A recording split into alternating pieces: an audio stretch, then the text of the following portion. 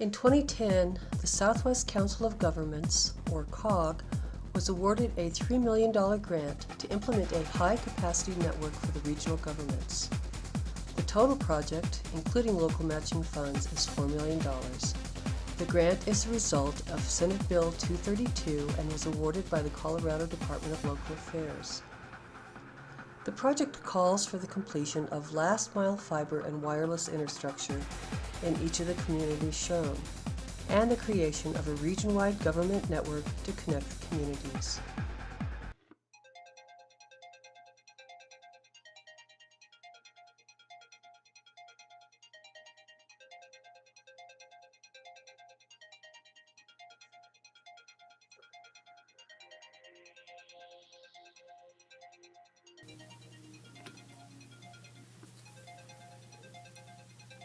This Southwest Colorado Council of Governments fiber project funded by DOLA has been a success for us in a number of ways. In no particular order, I'll start with our city and our city critical infrastructure. This project allowed us to connect to our city water treatment plant and not only save money in private telecommunication circuits, but more importantly, it allows us to much more accurately track and monitor, including the use of video. It's at a number of our water treatment facilities, the operation and control of that particular facility. It's allowed all of our SCADA controlled facilities to now be concentrated into one primary data center, and the monitoring and control of that location and all of our other wastewater treatment plant and water distribution functions within the city are much more secure and better controlled.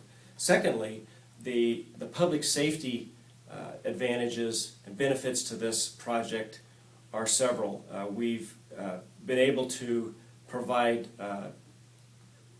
network redundancy between our police department, the comm center, the 911 functions that it provides, our county jail and sheriff's administration, and also the Durango Fire Rescue Authority.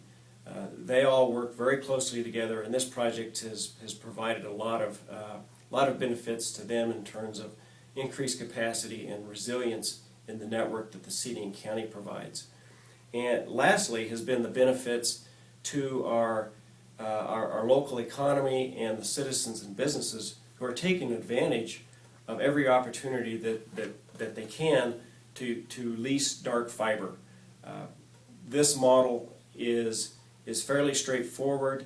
The city provides a service agreement with each internet service provider, and then as they add or decrease the number of dark fibers to various locations across our network, we simply change the service order and bill them accordingly.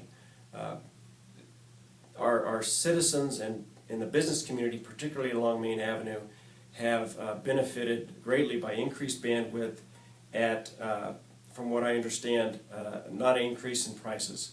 So they've benefited greatly from the ISPs taking advantage of the dark fiber that has been provided by this project. Bill 152 and the impact, the considerations that we've had to think about in conjunction with this DOLA-supported, DOLA-funded fiber project.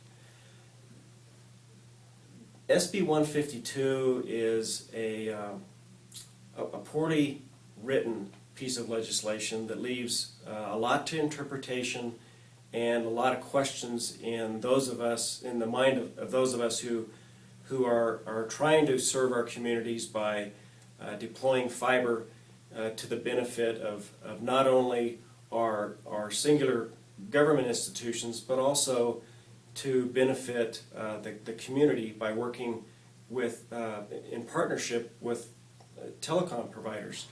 And we we feel like we've skirted the boundaries of SB 152 in terms of leasing dark fiber to local ISPs by using a substantial number of fibers in the cables that we've deployed for government purposes.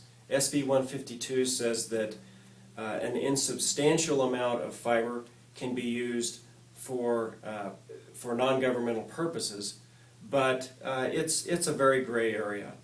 And one other area that this is having an impact in the city of Durango at this time is with the recent installation of conduit along both sides of Main Avenue in Durango as part of a sidewalk improvement project. And since that conduit has been in place, I've had a number of inquiries from local telecom providers saying, when can we work with you to light up that fiber to benefit the downtown area? And at this point in time, I'm saying I'd love to, but there's this SB 152 legislation out there that says if the city is not the primary user of a fiber cable, then we really cannot even enter into a public partnership to make use of that fiber. And with just a couple of small exceptions, the city doesn't have an immediate need or use for this conduit along Main Avenue, except potentially offering Wi-Fi for the downtown business district. We cannot legally do that because of SB 152, and because the city does not have a substantial use for the fiber that's along Main Avenue for our own governmental purposes. We do not believe we're in a position to enter into a public-private partnership with any one of our local telecom providers.